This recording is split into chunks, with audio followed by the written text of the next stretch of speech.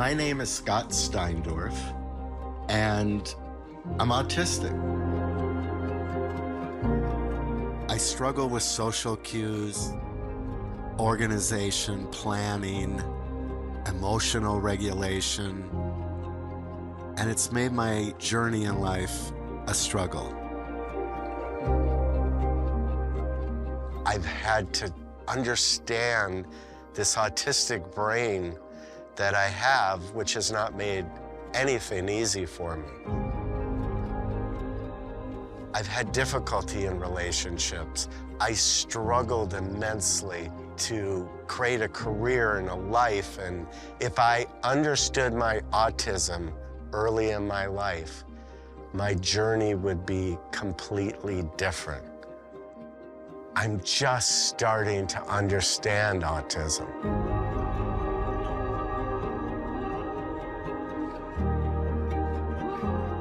Autism is a wide spectrum. There are those that have profound autism and struggle immensely with speech and emotions and have a difficult time even functioning in life. And there are those at the other end of the spectrum that are creating all the great things in our civilization. So I'm going on this journey to try to understand what autism is.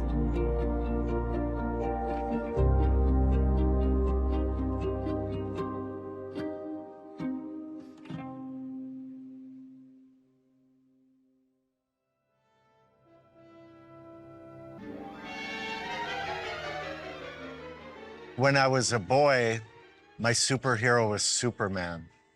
And my father looked like Superman, and he would come home from work and tell me he was Superman. And he bought me a Superman outfit for Christmas. And I went up to the third story of the house, and I tried to fly out the window. I was 5 or 6, and I landed and ended up in the hospital. But I never quit looking for that magic.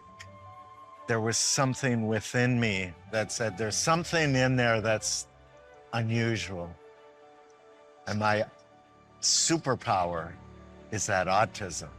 So I, like a lot of you, are Superman and Supergirl and Superwoman. There's something in us, that spark of love and life that nobody else has, and it's called autism.